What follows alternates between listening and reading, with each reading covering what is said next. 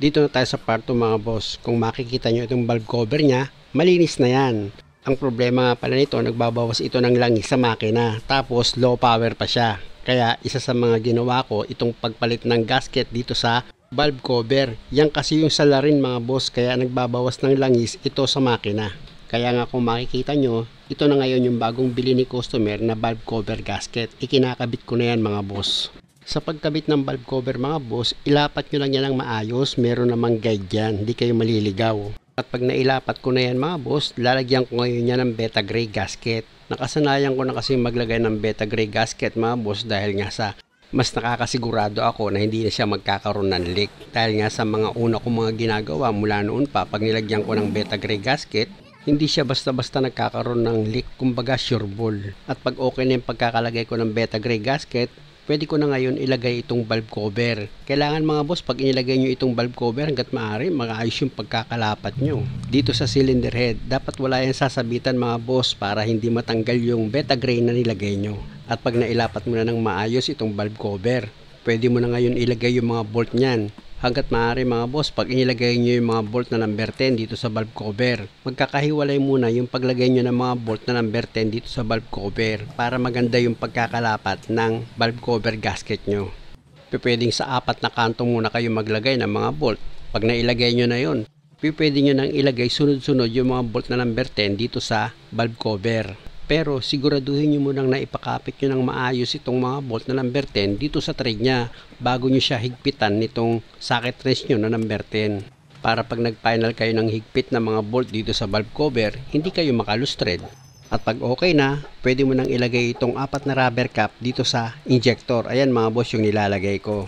Tapos gamit itong socket wrench na number 10 mga boss, i-check ko ulit itong mga bolt dito sa valve cover. Para sigurado ako na pantay-pantay yung pagkakahigpit ko ng mga bolt dito sa valve cover. I-close up ko mga boss para makita nyo yung pagkakalagay ko ng mga bolt dito sa valve cover. Okay na rin yan. Tapos itong apat na rubber cap dito sa injector, okay na rin siya. At bago ko ilagay itong intake manifold mga boss, pinahiran ko muna ng shellac gasket itong gasket ng intake manifold. Baliktaran yan mga boss, papahiran ko ng shellac gasket itong gasket ng intake manifold.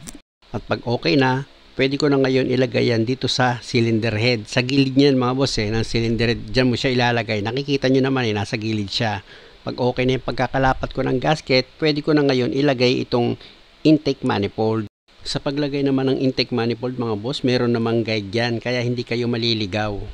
Ilihis ko muna itong harness mga boss. Tapos pwede ko na ngayon lagyan ng bolt itong intake manifold. Ayan mga boss, may isa na akong nilagay na bolt. Apat kasi na bolt mga boss yung ilalagay nyo dito sa intake manifold. Tapos sa dalawang gilid niya, meron yan dalawang nut. Ito na ngayon mga boss yung pangatlong bolt na nilagay ko. Tapos ito na ngayon yung pang-apat. O di kompleto mo na yung apat na bolt dito sa intake manifold. Isunod mo naman dyan yung isang nut. O yan sa gilid.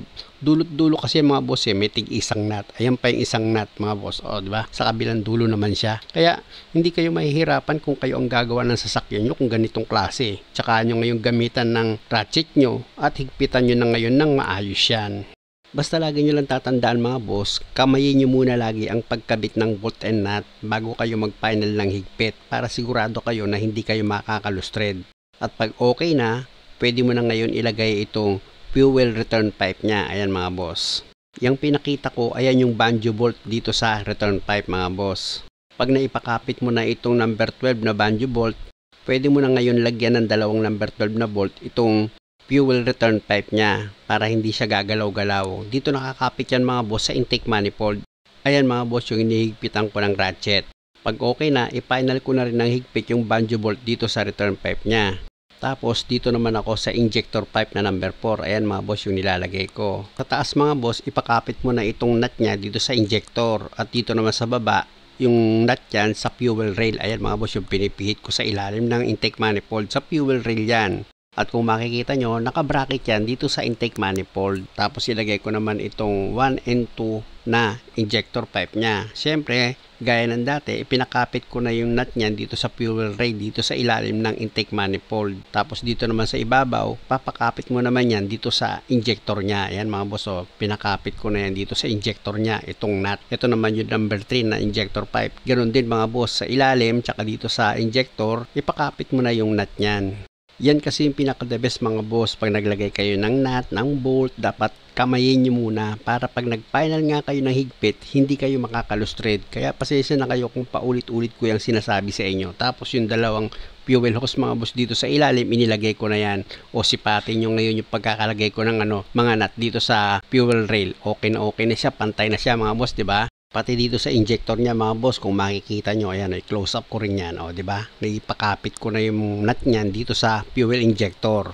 At dahil sa okay na ako dyan mga boss, i-final ko naman itong higpit gamit itong openness number 17. Dito muna ako naghigpit sa fuel rail, yung mga nut ng fuel pipe injector. At pag okay na yung pagkakahigpit ko, dito naman ako sa fuel pipe nut ng mga injector. Apat yan mga boss ha, hihigpitan nyo ng maayos yan. At dahil sa tinanggal ko itong wire ng heater plug, ibinalik ko na yan mga boss. Tapos yung nut na number 10, ibinalik ko na rin. Tsaka ako ngayon ginamitan ng box rin sa number 10 at hinigpitan ko na yan ng maayos. At bago ko ilagay ang EGR dito mga boss, inilagay ko muna itong gasket dito sa intake manifold. Siyempre naman pinahirang ko ng shellac gasket yun para siguradong wala sang singaw. At pag nailapat ko na itong EGR, ilalagay ko naman ngayon yung isa pang gasket dito sa ibabaw. Tsaka ako ngayon ipapatong itong throttle body. Pag okay na yung pagkakalapat ng throttle body mga boss, nakita nyo ilagay ko na yung bolt, tapos ito naman yung nut, tapos isa pang nut. Bali tatlo lang naman yung tornilyo dito sa ibabaw ng throttle body mga boss. Higpitan nyo ng maayos at abangan nyo sa last part. Maraming salamat mga boss.